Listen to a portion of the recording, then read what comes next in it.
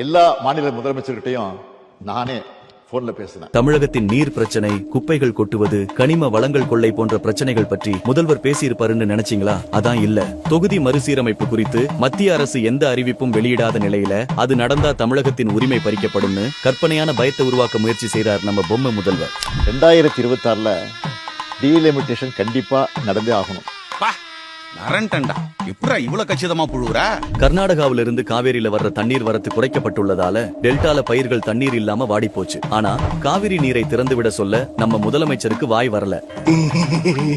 மேகதாது அணைய கட்டியே தீர்வோம்னு கர்நாடக துணை முதலமைச்சர் DK சிவகுமார் சொன்னாரு. அணைய கட்டுறதுக்கான உரிமை உங்களுக்கு இல்லைன்னு சொல்லவும் முதல்வருக்கு வாய் வரல.